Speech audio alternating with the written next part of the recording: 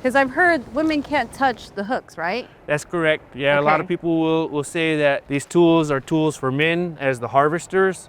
Women are the life givers, whereas the men are the ones that have to do the dirty work of taking a life. So what is my job going to be in this whole eeling process today? So today you're gonna help us out by gathering up the eels that we hook out and placing them into the bag. Yeah. Secure the bag. Secure the bag, yeah. I'm Chef Piet Despain. From winning Next Level Chef to cooking for A-listers, I've made my mark with indigenous fusion cuisine. I chased my dreams to LA, but I hit roadblocks.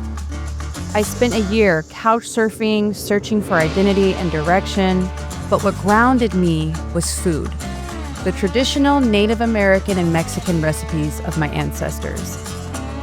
Now, I'm on a mission across the Americas to reconnect with indigenous foodways and bring their bold, beautiful flavors back to the table.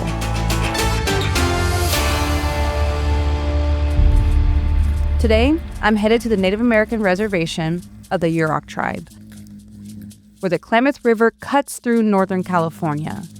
My guide is Bubba Riggins, the go-to guy for traditional hunting and cooking techniques. We'll be collecting eels for a big community cookout. We are fortunate enough to live in a place that we don't have to go very far for our food.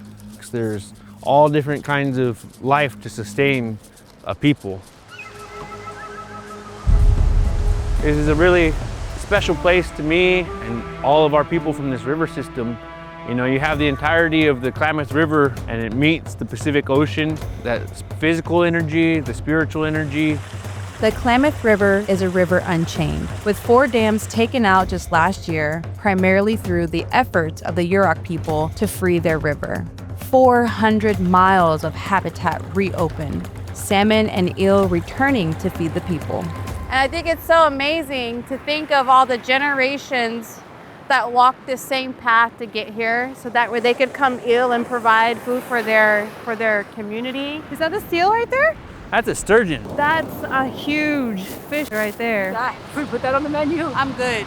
I have to. I don't know how long he's been sitting out here. All right, you ready, fellas? Bubba's kind of had this like big brotherly vibe to him, and he just like wants the utmost best for his community, and you can really see that in all the work that he does. I love seeing like the younger generation out here too. A lot of our youth need to see figures like him in their communities, helping them to build positive masculinity. Remember, boys, when you're down here, you kind of want to stay moving. An object in motion stays in motion. I'm down here looking for the movement, looking for the fins, the change in color, all different kind of signals that'll point me to an eel. That's the power of the mouth of Klamath River. All right, I'd feel better if you kind of came on this way so you didn't have your back so much to the ocean. There's a lot of energy here, and that, you know, is bigger than us. So just be mindful right there, watch yourself. Look at those little seals popping their heads up. Look at that big sucker. Yay! But I asked him if the sea lions scare away the eel, and he said sometimes, but sometimes they scare them up onto the shore, so. They have first dibs out there. They're just surfing. So I did see one of those seals get an eel and like slurp it up like a noodle. Come on, Ocean, give us some eel. Bird's not a eel. What? Okay, Imya. Okay, oh, I don't know if I'm ready for this.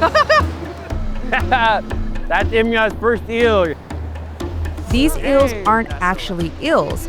They're Pacific lampreys, a type of fish. They've been here since before the dinosaurs. They don't have any scales or many noticeable fins and no jaws. I gotta do that? Oh, just kidding. Around his hand.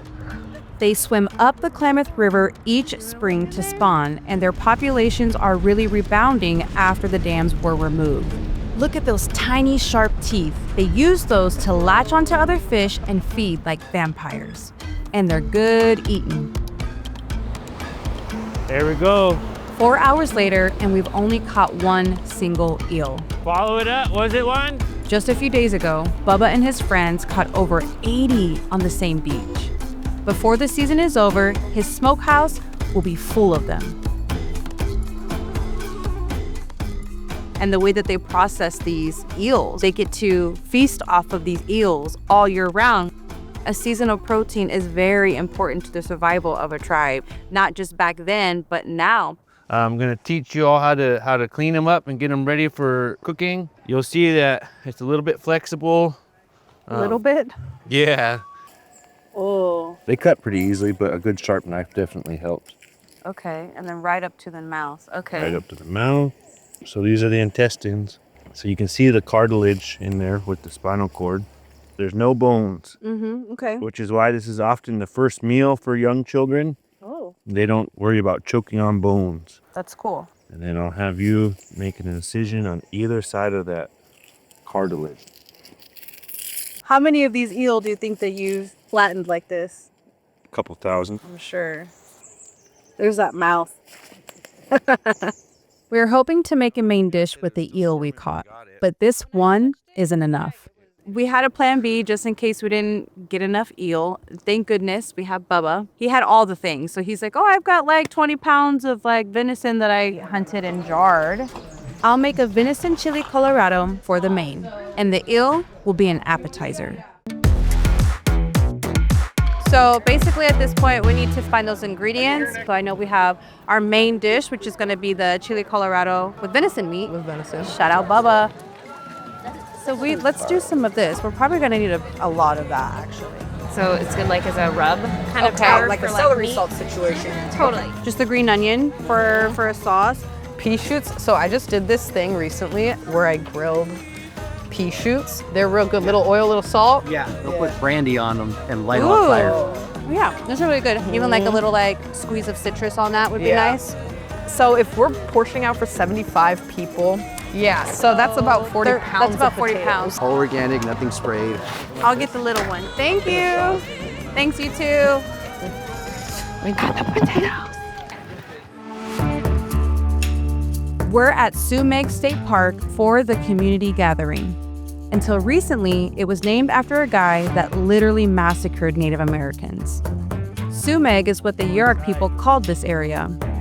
Bubba is going to show me the traditional homes here. It's customary for ladies to go in backwards Oh, backwards? because in traditional time, ladies wore skirts, and so you don't have to put everything out for the All right, village. so I'll go in backwards. These living houses were for the women and the children. And so this is where they would sleep. And then the men lived together in the sweat houses. Now the doorway, like the small hole, is that to keep the bears out? Is that why? Yep. It's so small? Yep. It was in a place like this that generations of young Yurok heard the stories of their people. Bubba told me a story he remembers about how the eel lost its bones.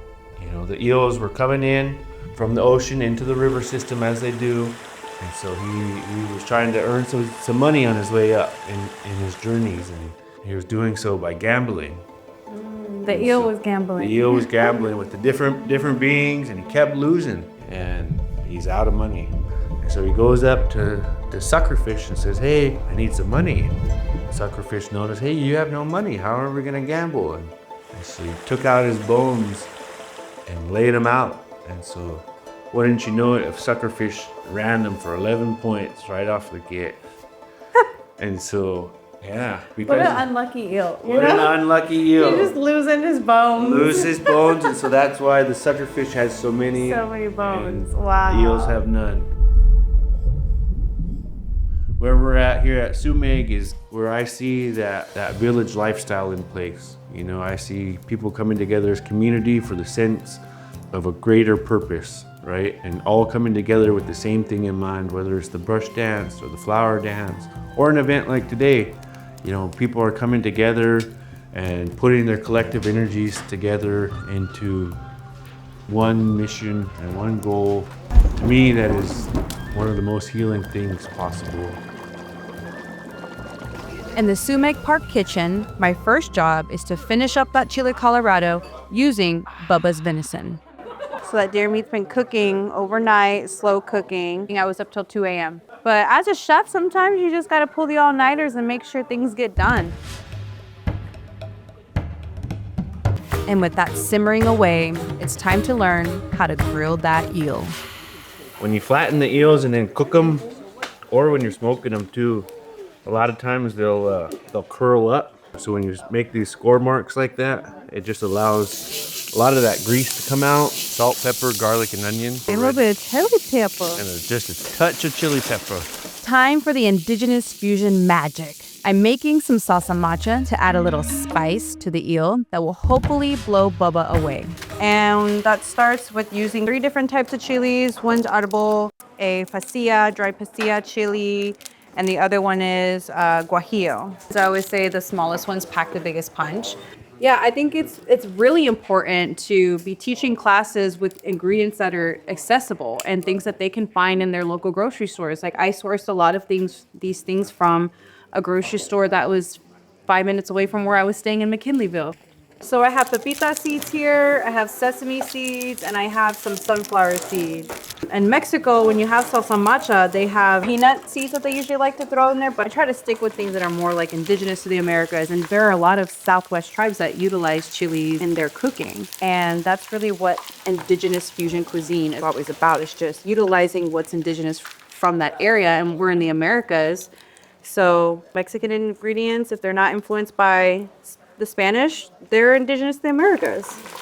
Ooh, that smell is getting right in your face.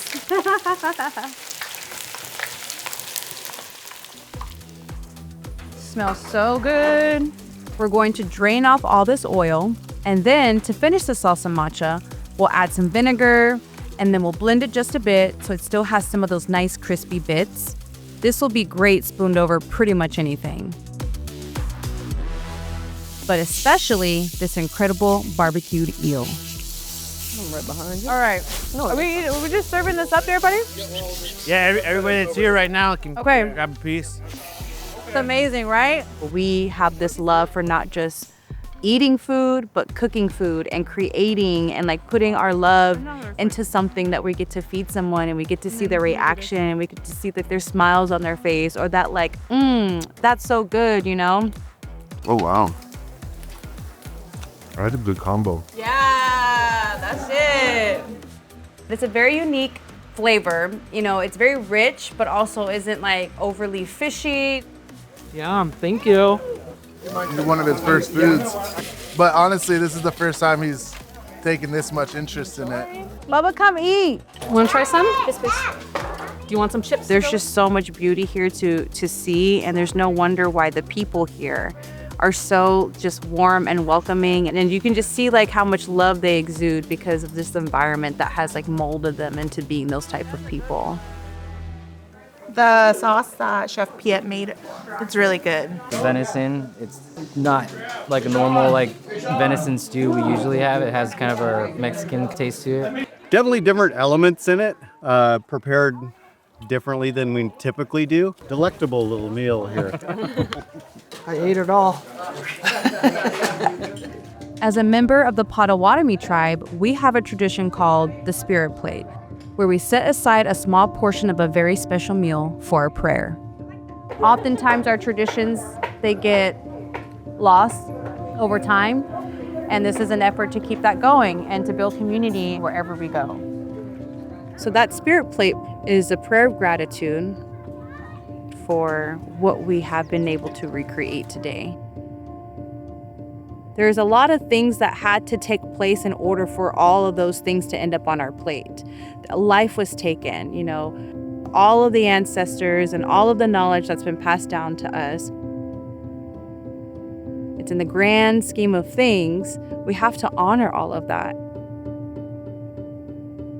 and hope that we can do our best to make sure that they are still there for the generations to come.